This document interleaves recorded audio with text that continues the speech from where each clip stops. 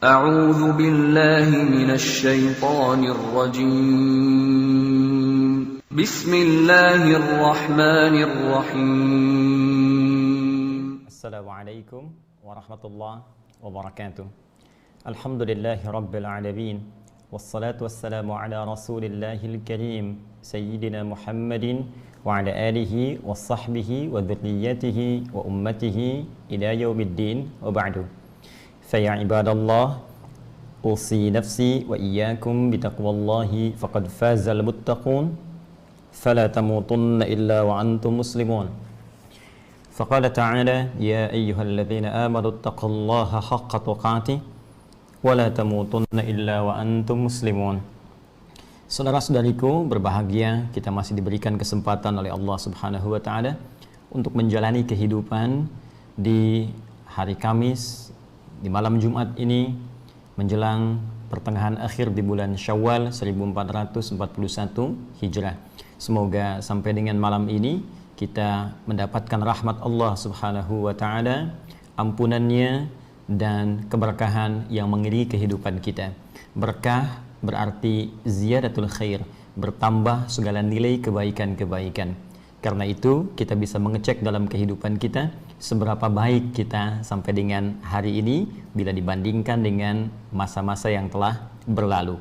Apakah tatapan mata kita sudah baik, pendengaran kita digunakan pada yang baik, lisan bertutur pada yang baik, sampai ke ujung kaki, sampai membentuk perilaku kita yang baik dalam kehidupan, sehingga dapat kembali kepada Allah yang maha baik. Karena Allah maha baik, maka tidak menerima kecuali dari yang baik-baik. Nabi menyampaikan, innallaha thayyibun la yaqbalu illa thayyiba.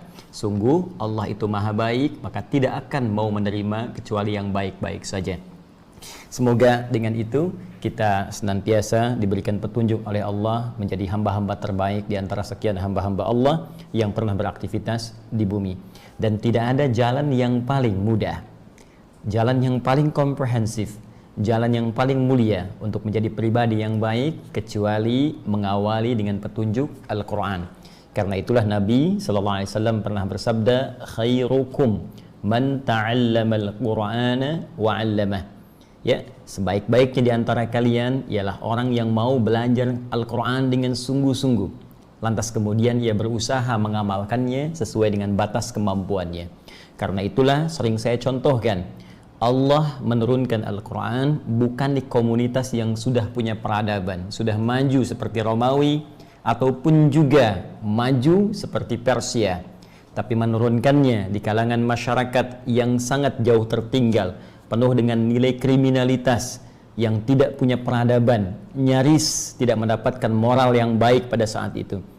Al-Quran diturunkan dalam situasi demikian dan bisa merubah penduduknya dari jahiliyah kepada khairu ummah, ya, masyarakat terbaik yang dikenal oleh sejarah, yang bahkan bisa menebarkan aura kebaikannya kepada pelosok dunia sampai bahkan ke Indonesia pada saat ini. Karena itulah teman-teman sekalian, ini pentingnya saya tegaskan di awal jumpa kita untuk mendalami Al-Quran dengan serius, sungguh-sungguh, dan melihat parameter keberhasilannya dengan mentransformasikan nilai itu kepada perubahan perilaku kita. Jadi kalau ada orang mengaji Al-Quran, walau sekedar membaca, belum memberikan pengaruh pada dirinya untuk berbuat baik, berarti ada yang tidak tepat dalam bacaannya. Mungkin niatnya, ya, apalagi orang mengaji Al-Quran, memahami maknanya, atau bahkan menghafal Al-Quran, tapi tidak merubah perilaku dalam kehidupannya, boleh jadi ada yang kurang tepat dengan cara dia berinteraksi dengan Al-Quran. Perhatikan patokan di Quran surah ke-35 Fatir di ayat ke-32 itu, ya, ketika Allah menyebutkan thumma awrathnal kitaba alladzina istafaina min ibadina, kemudian kami wariskan Al-Quran itu kepada hamba-hamba pilihan kami. Ya, wa minhum zalimun li nafsi, ada orang yang zalim, enggak berhasil nih, ya, menempatkan Quran bukan pada tempatnya, hafal Quran tapi perilakunya enggak seperti yang diinginkan oleh Al-Quran. Wa minhum muqtasid, ada yang paket hemat, ya, baru untuk diri pribadi belum bisa berbagi. Tapi yang diinginkan wa minhum sabiqum bil khairati biiznillah. Ya, di antara mereka ini yang berhasil kata Allah adalah orang yang ketika berinteraksi dengan Al-Quran, Al-Quran memberikan pengaruh kepada dirinya sehingga memiliki perubahan perilaku kepada yang lebih baik. Bahkan istilahnya ya difirmankan oleh Allah sabiqum bil khairat, jadi pionir dalam kebaikan. Jadi seharusnya orang yang berinteraksi dengan Al-Quran itu dia bukan sekedar berubah menjadi baik, tapi kalau berhasil kata Allah pionir dalam kebaikan. Ya, kalau ada orang berbuat baik dia paling depan. Nah, karena itu bagaimana menjadi demikian, kita akan mengecek kembali pelajaran kita di pertemuan yang lalu sekilas saja untuk kita sambungkan dalam edisi saat ini. Baik, di pelajaran lalu kita telah sampai pada ayat yang ketiga ya, di penghujungnya ketika Allah berfirman wa mimma razaqnahum yunfiqun. Namun sebelum kita bahas ya kepada kalimat itu dari firman Allah yang dimaksudkan, ada baiknya saya menyingkat dengan cepat tentang makna dari ayat pertama sampai ke ayat ketiga ini. Allah menyampaikan Al-Quran yang difirmankan ini, yang disampaikan disusun dari huruf-huruf yang biasa engkau ucapkan untuk membuat syairmu yang indah itu, yang kau banggakan itu, yang disebut engkau paling hebat dalam menyusun syair, sastra, ya, sehingga dikenal oleh kalangan masyarakat pada saat itu bahkan melampaui tempat engkau tinggal. Maka aku turunkan Al-Quran dengan kalimat-kalimat, dengan kata-kata, dengan huruf-huruf yang biasa engkau ucapkan dari tempat keluarnya, makhraj. Baik itu dari rongga dada sampai ke lisan, sampai ke bibir, diwakili oleh 3 huruf alif, lam, dan mim. Aku akan sampaikan ini dan firmanku dzalikal kitab tersusun dengan rapi, dengan sempurna, tidak ada cacatnya. Jauh dzalika, jauh dari apa yang kau gambarkan, jauh dari apa yang kau tuduhkan kepada Nabi Muhammad sallallahu alaihi wasallam. Yang kau tuduh Al-Quran adalah produk beliau, yang kau tuduh adalah Al-Quran rekayasa beliau, maka itu jauh dari apa yang kau tuduhkan. La raiba fi, ya, tidak ada keraguan di dalamnya, tidak sempat engkau bahkan tuduhkan kepada otentisitasnya. Kalau engkau berani menuduhnya, maka datangkan yang semisal Al-Quran. Jika memang Al-Quran produk budaya, jika memang Al-Quran produk manusia, maka engkau pun manusia pasti bisa membuatnya. Tapi kalau tak mampu, maka yakini bahwa Al-Quran bukan makhluk, Al-Quran bukan perkataan manusia, tapi Al-Quran firman Allah Subhanahu wa Ta'ala. Kalau engkau sudah paham ini, maka pelajari isinya hudan. Semua isi Al-Quran itu sejak dia diturunkan, maka ditujukan untuk memberikan pedoman hidup. Ya, ini diambil dari Al-Quran surah kedua Al-Baqarah ayat 185, sejak diturunkan di bulan paling mulia, syahrul Ramadan alladzi unzila fihi Al-Quran hudal linnas. Ya, Al-Quran disiapkan untuk menjadi pedoman bagi aktivitas kehidupan manusia seluruhnya tanpa kecuali. Dan Quran ini akan sangat efektif menjadi pedoman kehidupan, hudan. Dia petunjuk yang cepat mengantarkan pada kesuksesan, petunjuk yang mengarahkan pada kebahagiaan, petunjuk yang mendekatkan diri kita dengan Allah Subhanahu wa Ta'ala dengan cara yang benar, petunjuk yang mengentaskan segala kesulitan, petunjuk yang menghadirkan keberkahan dalam kehidupan. Akan sangat efektif ini didapatkan lil muttaqin, khususnya bagi orang takwa. Secara singkat Allah menawarkan kepada kita, jika engkau ingin mendapatkan mudah akses kepada Al-Quran untuk menuju kebahagiaan, kesuksesan, mudah beraktivitas, gampang menyelesaikan persoalan, dapat rezeki bahkan dari sisi yang tidak diduga, segala dikerjakan dengan mudah, maka tawaran singkatnya, jadilah termasuk bagian dari orang takwa itu. Bagaimana cara menjadi orang takwa itu? Maka inilah yang kemudian dirumuskan dari ayat ketiga sampai dengan capaiannya pada ayat yang kelima. Kita telah selesai menuntaskan pada 2 pokok dari 4 unsur dalam mendapatkan titian menuju predikat takwa. Yang pertama, kita telah bahas tuntas ya, unsur untuk menjadi takwa itu atau termasuk golongan orang-orang yang takwa, yang dengan ini bisa meraih berbagai kemudahan yang telah kita ulas panjang lebar dengan uraian yang cukup luas. Karena itu saya sarankan bagi yang baru bergabung, silahkan mengecek kembali tayangan kita pada episode yang lalu sehingga saya tidak perlu menguraikan dengan panjang lebar lagi. Baik, untuk menjadi pribadi takwa ini syaratnya 1, ada instrumen pertama yaitu instrumen iman yang menjadi amalan hati. Ini yang telah saya terangkan pada kesempatan yang lalu. Bahasa Al-Qur'annya difirmankan oleh Allah, syarat pertama, alladzina yu'minuna bil ghaib. Alladzina yu'minuna bil ghaib. Jadi syarat menjadi bagian dari kalangan takwa, orang-orang spesial dalam pandangan Allah, Syarat yang pertama adalah memiliki amalan hati dalam wujud iman yang sesungguhnya. Iman yang serius kepada Allah Subhanahu wa ta'ala. Ini bagian pertama. Ingat teman-teman sekalian, kalau kita i'rab, ya, i'rab itu kalau kita kembalikan ke dalam kaidah gramatikal bahasa Arab, itu untuk mengetahui kedudukan satu kata dalam rangkaian kalimat. Itu i'rab. Perubahannya seperti apa? I'rab itu asalnya berubah, sesuatu yang berubah.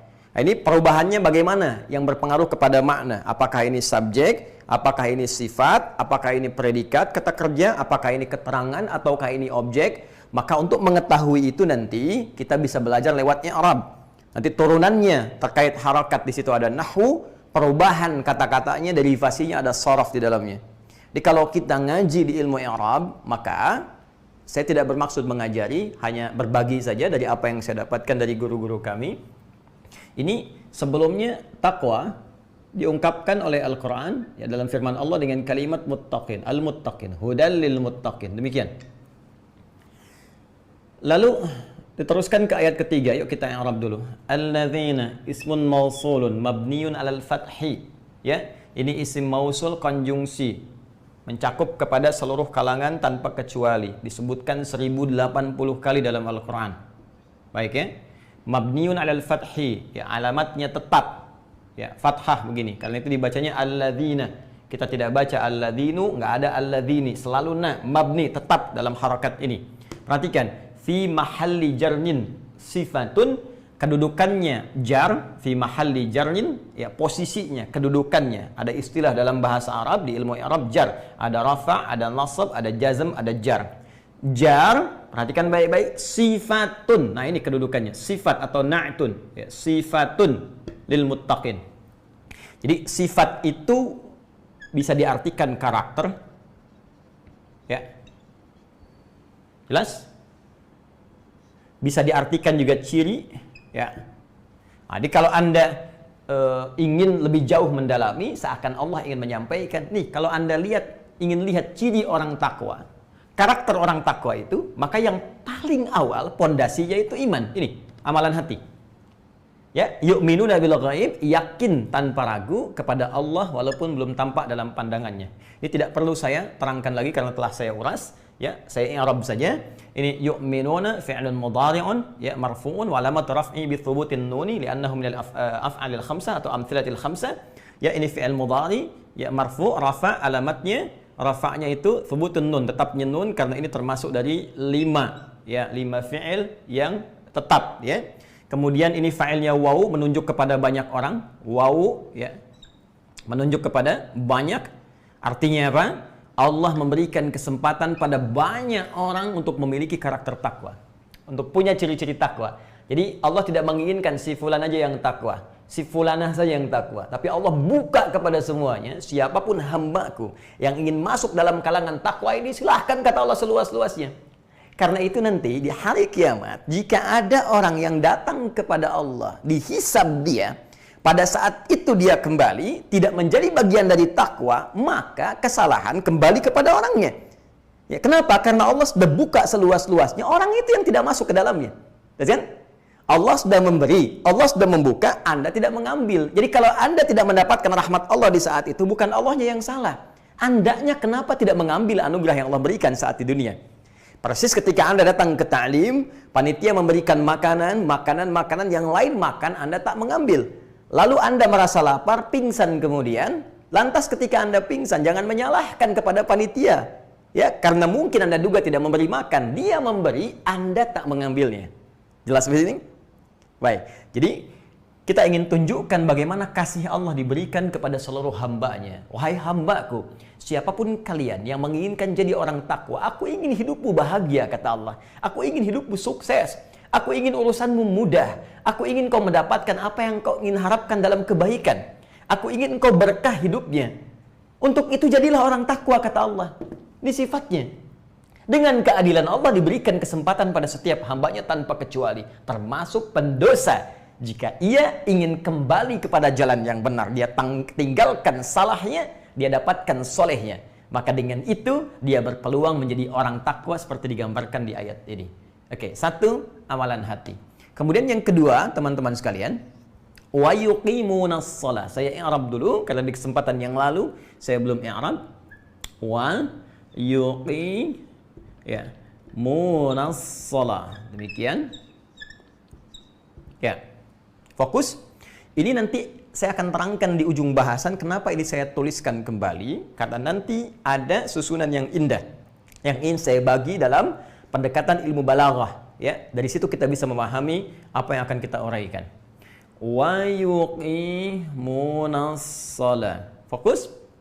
Wa harfu atfin, huruf ataf. Ingat, ataf itu huruf konjungsi, huruf sambung, ya.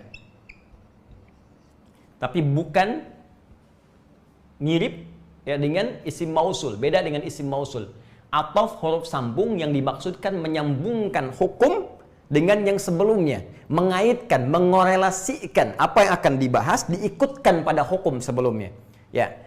Jadi yang dimaksudkan di sini kalau dalam ilmu hitung mungkin kita tambahkan plus gitu kan, dan diikutkan pada sebelumnya, tambahkan. Untuk menjadi orang takwa ini instrumen yang kedua tidak cukup dengan beriman saja, mesti dibuktikan iman ini dengan amalan. Maka amalan pertama kata Allah, orang takwa itu yuqimunas shalah, akan membuktikan imannya dengan mengerjakan amalan fisik. Ya. Dicontohkan kemudian lewat salat. Ini contoh pertamanya. Ya. Salat. Kenapa salat? Karena salat paling mudah yang bisa dikerjakan oleh setiap kalangan. Ya, nggak bisa berdiri pun bisa dengan duduk, nggak bisa duduk pun bisa dengan berbaring. Berbaring pun sulit bisa dengan bergerak. Ya, bergerak sulit memberi isyarat, tak bisa memberi isyarat disolatkan karena selesai kehidupannya. Baik ya. Nah ini yuqimunas shalah, ini sama dengan di atas ya. Ini fi'il mudhari teman-teman sekalian. Kemudian alamatnya thubutun nun, subjeknya ini ya fa'ilnya bentuknya jamak banyak. Artinya, mohon izin saya ingin mengingatkan teman-teman sekalian, Allah menawarkan kepada semua hambanya lagi. Sekali lagi, ya, sekali lagi kata Allah, siapa yang pengen jadi orang takwa silahkan. Silahkan, siapapun, tanpa kecuali. Ya, maka buktikan imannya dengan melakukan amalan fisik dalam bentuk apa? Salat. Nah, ini yang ingin saya tegaskan di sini, as-shalah, teman-teman sekalian. Fokus, ini objeknya, ini amalannya. Kata Imam Muqatil, ya, beliau menyebutkan yang dimaksud di sini, teman-teman sekalian, ini lebih kepada salat fardu, wajib. Ya. Jadi dari mulai subuh, zuhur, asar, maghrib, isya, 5 waktu, 17 rakaat. Maka ini menunjukkan paling minimal. Fokus, paling minimal orang takwa itu dia menjaga kewajibannya. Dari sholat subuhnya, zuhurnya, asarnya, maghrib, isya, 5 waktunya 17 rakaat. Dan karena bentuknya jamak, ada juga yang memberi penjelasan. Kalau ingin masuk ke level takwa, bukan sekedar sholat, tapi dia kejar keutamaan di balik sholat fardunya. Apa di antara yang utama? Jamak, kerjakan dengan berjamaah. Ya, dalam kondisi kekinian, ada sebagian tempat gak bisa ke masjid, maka tarik ke rumah, jadi imam.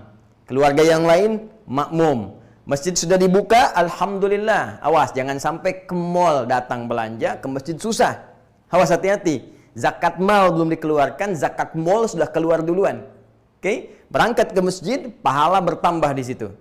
Karena itulah kemudian, kalau kita ukur dengan yang ini, yang wajib saja, fokus, maka setidaknya orang takwa bisa memelihara minimal salat fardunya, tepat waktu ditunaikan, kemudian ditunaikan dalam keadaan jamaah. Ini ukuran takwanya. Jadi kalau ada di antara kita, mohon maaf, yang selama ini jamaah masih susah misalnya, masih senang sendiri, alih-alih ke masjid, di rumah pun sudah ada keluarga, masih nggak mau jamaah juga, maka ini menunjukkan tingkat takwanya belum baik. Jelas? Apalagi misalnya sudah jamaah tidak, waktunya pun semaunya. Ya, subuh dimulai kurang lebih misalnya jam 4.35, ini tunda-tunda sampai setengah 6. Sholat masih sendirian, malas-malas dikerjakan. Maka ini menunjukkan takwanya minimal. Paham? Baik, ini pendapat Imam Muqatil. Beliau berargumentasi pada keterangan Ibnu Abbas radhiyallahu ta'ala anhuma yang mengambil pada kalimat falah. Karena di ayat kelima ada kalimat ulaika ala hudam mir rabbihim wa ulaika humul muflihun. Kata muflihun akarnya dari aflaha yuflihu. Kata aflaha, kata dasarnya falah. Sedangkan setiap sholat fardu, panggilan azan itu ketika meminta kita sholat hayya 'alas shalah, maka diteruskan dengan kalimat hayya 'alal falah. Ya, perhatikan tajamnya tuh ya. Baik, cara berpikirnya bagaimana merangkum sebuah makna dengan keterangan-keterangan yang belum tentu semua orang bisa mendapatinya. Namun demikian, jumhur ulama, mayoritas ulama. Nah, kalau mayoritas berarti yang banyak ya. Berpendapat ini bukan sekedar fardunya saja. Kalau fardu semua orang bisa mengerjakan. Kalau memelihara waktu memang itu standarnya. Jadi kalau telat waktu berarti di luar standar. Artinya jangankan orang yang naik level takwa, orang yang belum level pun memang seharusnya menjaga waktu, kata para ulama. Apa dalilnya? Kata jumhur, buka Quran surah ke-2 Al-Baqarah ayat 238. Hafizu 'alas salawat was salatil wusta wa qumu lillahi qanitin. Jagalah oleh kalian waktu-waktu salat itu, jangan sampai terlambat. Jadi menjaga salat itu bukan sekedar menunjukkan parameter takwa, memang itu standar mengerjakan salat. Jelas ya? Baik. Kalau fardu ya memang mesti mengerjakan yang fardu. Karena itu jumhur ulama seperti disebutkan oleh Al-Imam Al-Alusi dalam kitabnya Ruhul Ma'ani, ya, beliau menyebutkan jumhur ulama berpendapat ini bukan sekedar mencakup kepada fardunya saja, tapi juga dengan sunnahnya, dengan nawafilnya. Maka ini mencakup kepada kata beliau al-fara'id wal nawafil, ya, fardu dan sunnah. Ini poinnya yang ini. Nah, ini kalau kita mau naik ke level takwa, ya, dari muslim naik ke mukmin naik ke takwa. Jadi kalau mau masuk ke level takwa, maka bukan sekedar fardunya. Kalau fardu, ya, ini memang semua muslim tuh wajib mengerjakan. Jadi nggak masuk level takwa pun ya sholat juga 5 waktu. Jelas ya?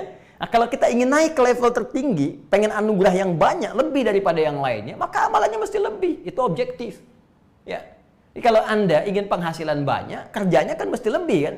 Yang standar ya penghasilan standar saja. Apalagi akhirat kalau kita ingin gambarkan. Kalau kita ingin bandingkan. Dan tidak ada bandingan antara dunia dengan akhirat. Karena itu kata jumhur ulama, kalau ingin meningkat menjadi level takwa, bukan sekedar jaga fardunya, tapi tingkatkan dengan amalan sunnahnya. Rawatibnya. Mutlaknya. Tahajudnya. Ayo coba cek. Sampai dengan pembahasan ini. 2 pekan ke belakang. Sampai di malam ini. Sudah sejauh mana kita berikhtiar untuk meningkatkan kualitas diri kita menjadi hamba yang bertakwa dengan meningkatkan amalan sunnah kita. Ayo saya tanya. Tadi saja ba'da maghrib salat sunnah tidak? Hah? Sebelum subuh salat sunnah tidak? Sebelum zuhur, ba'da zuhur, cek lagi. Nah, kalau kita ingin berlatih menjadi lebih takwa lagi, salah satunya amalan fisiknya lihat, karena ini nggak perlu bayar. Amalan fisiknya lihat, teman-teman sekalian, dan cek dalam pengamalan bentuk tambahan ibadah sunnahnya. Nanti kalau sudah kita terbiasa dengan ini, demi Allah saya katakan, lihat apa yang terjadi setelah itu. Lihat apa yang terjadi. Dari mulai ketenangan jiwa, karena jaminan, saya telah terangkan di masa lalu, yu'min iman. Iman asalnya dari kata aman, ya, diseakar dengan kata aman. Artinya orang yang beriman akan cenderung merasa aman dalam jiwanya. Dan aman dari hukuman Allah di akhirat. Aman dari kegelisahan dunia. Artinya kalau sholatnya kita benar, setidaknya memberikan ketenangan pada jiwa. Akan tenang, kalau nggak percaya silahkan. Apalagi kalau sampai ke level sholat sunnah. Yang nawafil kita kerjakan, tahajud, nggak tinggal, kita berusaha. Sholat duha, sholat syuruk, ya, sholat rawatib, kita kerjakan. Itu akan terjadi perubahan dalam hidup kita. Ada kenikmatan yang sulit dilukiskan dan nggak bisa dibeli apapun. Tidak bisa dibeli dengan apapun kecuali dibeli dengan keimanan kita kepada Allah, ya, dan kesungguhan kita berikhtiar. Nah, maksud saya, kenapa saya ingin sedikit menekankan dalam kalimat ini dengan ilmu i'rab yang kita praktekkan tadi. Saya ingin menguji pada diri saya dan kita semua sampai hari ini sejauh mana kekuatan iman kita kepada Allah, ya, yang bisa diukur dengan peningkatan amal soleh kita. Kalau sudah kita bisa tahu statusnya sampai hari ini, kemudian kita lanjutkan kepada amalan yang ketiga, yaitu amalan harta. Ini tingkat lebih tinggi lagi. Ya, amalan harta. Perhatikan teman-teman, karena kita upgrade kan, ya. Naik levelnya. Sudah di sini hati, buktikan ke fisik, amalan fisik yang ini, bentuknya salat. Ya, kemudian naik ke level yang ketiga. Ini saya ingin tunjukkan begini. Jadi Al-Qur'an itu indah ya, memberikan step, tingkatan-tingkatan dalam beramal. Jadi memberikan keteladanan dalam amalan secara bertahap, sesuai kemampuan. Nggak langsung gitu, ya. Paksakan, kerjakan semua, tidak. Perhatikan urutannya, indah sekali. Ya, Anda yang belum ke harta, ya sudah. Ya, mulai dengan sholat dulu. Kuatkan iman, mulai sholat. Dimulai dengan fardu, naik ke sunnah. Lalu kita disupport oleh Al-Quran, ayo cekat, tingkatkan kemampuanmu. Belajar dengan baik, ya, berusaha dengan sungguh-sungguh. Supaya apa? Bisa naik level ke tingkat yang ketiga dari instrumen takwa, yaitu orang yang bisa beramal dengan hartanya. Jadi kita ini dimotivasi sekarang nih. Ya. Nah, apa indikasi ke arah itu? Apa dalilnya? Firman Allah, ya, setelah mengatakan wa yuqimunas salata wa mimma razaqnahum yunfiqun. Ini yang ingin saya tekankan. Perhatikan sini baik-baik. Ya, wa mimma, ya, razaqnahum yunfiqun. Fokus. Wa mimma razaqnahum yunfiqun. Baik, sekarang lihat baik-baik ya. Ini yang belum kita uraikan di pertemuan lalu, ya. Kemarin kan baru sebagian kita bahas ya. Sekarang kita dalami. Ya, kenapa saya tulis lagi? Saya ingin tekankan kalimat ini. Izin saya hapus dulu sebentar ya, untuk memberikan ruang yang lebih luas. Bismillah. Baik. Anda bisa tarik napas sebentar. Ya. Saya juga bisa turunkan tempo sedikit sehingga bisa lebih gampang untuk ditangkap. Saya mohon izin tadi agak sedikit cepat karena apa yang saya uraikan tadi lebih banyak diulas di pertemuan sebelumnya. Ya, saya tambahkan dengan yang Arab. Fokus ini. Lihat susunannya dulu, teman-teman sekalian. Ini alladzina yu'minun. Ya. Ini kata sambung, bentuknya sifat, karakter, tapi di sini dimulai untuk menunjukkannya. Fokus, ya. Yu'minun bil ghaib. Ketika disambungkan dengan waw, ataf ke atas, kalimatnya yuqimun. Ini kata kerja, ini kata kerja. Perhatikan baik-baik. Ini un, baru objeknya. Ini pun begitu, baru objeknya. Jar wa majrur muta'alliqun bi mahdhufin, ya, dengan maf'ul. Ini fi'il, fa'il, kata kerja, kemudian di sini subjeknya. Ke sini kaitan dengan yang lain yang tidak disebutkan, jadi objek. Di sini juga sama, kata kerja. Ini paling gampang, ini yu'un, baru objek. Tapi ketika menyebut harta, ini menarik. Kata kerjanya justru diakhirkan. Yu'un, yunfiqun. Kalau standar bahasa biasa, awas, bukan ya Al-Quran, di luar Al-Quran, ya, yang bahasa biasa, yang standar. Bukan Al-Quran dengan tingkat sastra yang sangat tinggi, dengan makna yang sangat luas, luar biasa. Maka konsistensi kalimatnya, ya, ini menunjukkan Al-Quran bukan buatan manusia. Kalau bikinan manusia, kalimatnya akan begini. Lihat kalimatnya. Ya, wa di sini wa, karena ini diikutkan pada hukum sebelumnya. Ya, ini ikut hukum ke sini, yang ini ikut hukum ke sini. Karena itu di sini pakai waw, di sini pakai waw juga. Ya. Kalau kalimatnya standar manusia, di sini wa yuqimun, yu'minun, yuqimun, seharusnya di sini ini didahulukan wa yunfiqun. Yunfiqun. Ya, mimma razaqnahum. Asalnya begini. Ini kata dasarnya. Coba lihat ya. Kalau ini kalimat manusia biasa, maka urutan standarnya akan berbunyi begini. Alladzina yu'minuna bil ghaib wa yuqimunas shalah wa yunfiquna mimma razaqnahum. Kenapa? Karena standarnya berurut. Ini kata kerja, ini kata kerja, ini kata kerja. Tapi pertanyaannya, kenapa ketika beramal harta pada bagian instrumen yang ketiga justru kata kerjanya diakhirkan? Ditakhir. Dan ini justru diawalkan, ditakdim, dimajukan ke depan. Wa mimma razaqnahum dikedepankan, fokus, sedangkan kata kerjanya diakhirkan. Apa rahasianya? Ya, dan kalau kita terjemahkan, Ya, kalau yang ini kan begini, beriman kepada yang gaib, mengerjakan sholat. Ya, kalau kata kerjanya begini susunannya, maka terusannya dan menginfakkan sebagian apa yang kami berikan. Tapi yang ini terjemahannya beda. Dan dari apa yang kami infakkan, sebagian dari apa yang kami berikan. Dan dari apa yang kami berikan berupa rizki yang kami titipkan pada mereka, yunfikun, mereka infakkan. Pertanyaannya, kenapa kata kerjanya diakhirkan, tidak diawalkan? Yuk kita lihat dulu. Ini rahasianya ditemukan di ilmu i'rab. Ya, makanya sekarang kita uraikan dulu sebelum masuk lebih dalam lagi. Ya, kemarin kita berikan pengantar luas supaya paham tentang infak. Sekarang kita i'rab dulu. Yuk. Wa harfu 'athfin. Ini sama, ya. Mabniun 'alal fathi la mahalla lahu lil i'rab. Jadi ini huruf athaf yang mengikutkan hukum pada sebelumnya. Di terjemahannya begini, cara menerjemahkannya.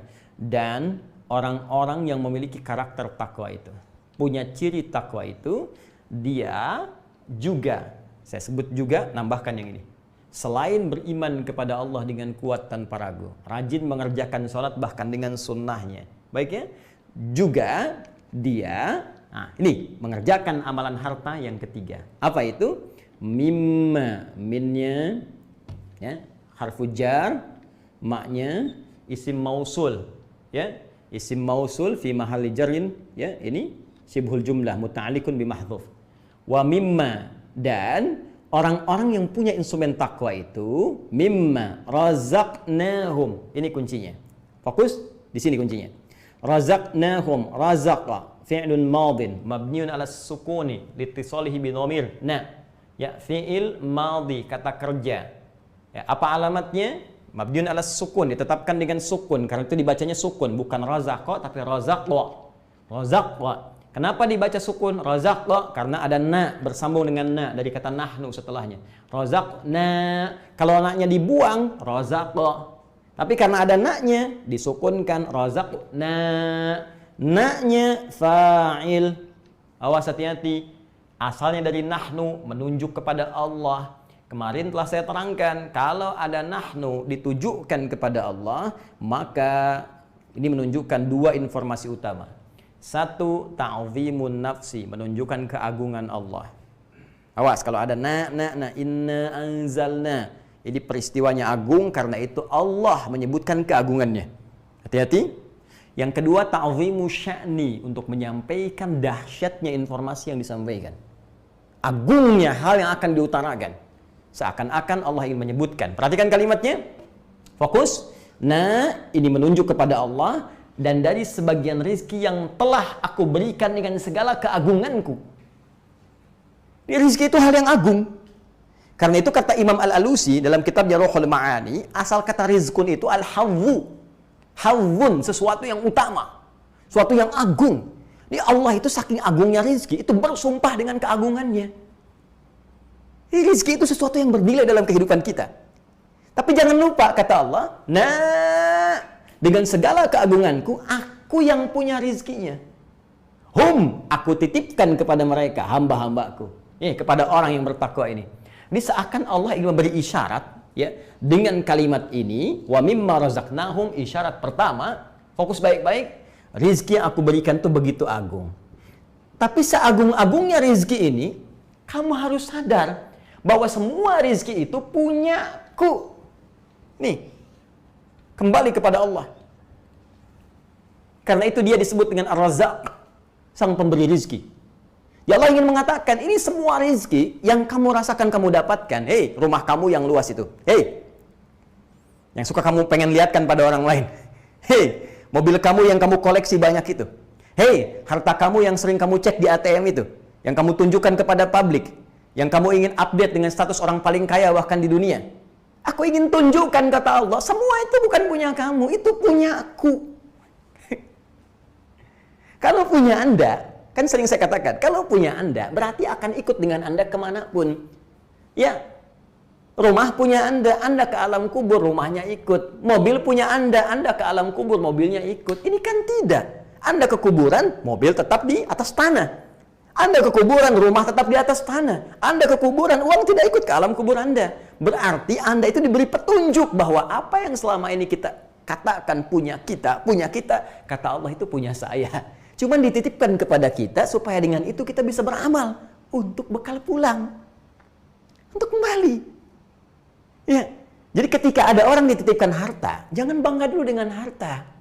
Mungkin harta ini amal utama yang bisa kita manfaatkan karena kita belum bisa menyusul orang lain yang sebagian orang menilainya. Loh, dia itu miskin, dia itu fakir. Betul, fakir dalam urusan harta, tapi dia kaya dalam urusan ibadah fisik. Dia bisa puasa. Bahkan telah naik, Anda baru Senin, dia sudah Senin Kamis. Anda Senin Kamis, dia tambah Ayyamul Bid. Anda Ayyamul Bid, bahkan dia puasa Daud. Sehari puasa, sehari tidak. Anda yang sehari-hari bahkan mengharapkan sholat Daud. Subuh sholat, duhur tidak. Asar sholat, maghrib tidak. Tahajud belum bisa bangun. Terus Anda pengen sesurga dengan dia. Maka amalannya apa? Konsisten pada yang fardu, yang ini yang digunakan harta untuk beramal. Karena itu kata Allah, orang takwa itu ketika akan berinfak, dia menyadari, loh kenapa saya mesti takut berinfak? Toh harta ini punya Allah kok. Bukan punya saya. Ya, kalau harta itu punya Anda, ya silakan Anda pikir-pikir. Mungkin takut berkurang. Tapi kalau harta itu punya Allah dan bukan punya Anda dititipkan harta. Yang punya nyuruh, bagi ya. Masa Anda pertahankan? Saya ketitipan harta 100 juta. Kata yang punya, hei Adi, nanti besok yang 50 juta tolong bagiin fakir miskin di sana ya. Yang 25 juta bagikan yatim di sana. Ya. Yang 20 juta bagikan orang di sana tuh, yang Ibnu Sabil. Kamu pakai deh 5 juta. Kata yang punya. Terus saya katakan, ngapain saya bagi? Ini kan punya saya. Anda sehat tidak? Jadi di sini Allah ingin mengatakan begini, ini harta itu punya saya, kata Allah, bukan punya kamu. Jadi nggak usah bangga. Yang punya Allah. Tapi saking rahmannya Allah kepada kita, diberikan kita untuk beramal. Kata Allah, nih, kamu kasih si fulan, kamu kerjakan nih, aku bikin nih orang-orang yang berhak untuk menerima ini. Kamu tinggal salurkan saja. Itu memang punya saya, tapi kalau kamu benar menyalurkannya, aku berikan poin. Aku berikan pahala namanya. Pahala itu yang akan dikonversi nanti saat pulang ke akhirat menjadi pundi-pundi amalan yang bisa mengantarkan kita pada rahmat yang lebih tinggi dibandingkan kenikmatan dunia. Itulah rahasianya di ayat harta, wa mimma razaqnahum didahulukan dibandingkan wa yunfiqun. Kenapa? Karena Allah ingin menegaskan sebelum kita berinfak supaya sadar dulu bahwa harta ini hanya titipan. Kalau sadar dengan itu, paham kita, maka ringan kita untuk berinfak. Paham sampai sini? Nah, sekarang pertanyaannya, seperti kemarin, infak itu apa? Kepada siapa kita mesti berinfak setelah sadar kita meyakini bahwa itu titipan Allah? Dan bagaimana caranya berinfak? Kita akan lanjutkan setelah menunaikan sholat Isya berjamaah, insya Allah. Ya, kita lanjutkan kembali. Ingat ya, ba'da Isya, jeda sejenak untuk menunaikan sholat sebagai wujud aplikasi dari teori yang telah kita bahas. Jangan sampai kita banyak menyampaikan tapi lupa beramal. Sudah adzan, jeda sebentar, kita sholat, lalu kita lanjutkan kembali. Subhanakallahumma bihamdika asyhadu an la ilaha illa anta astaghfiruka wa atubu ilaik. Assalamualaikum warahmatullahi wabarakatuh.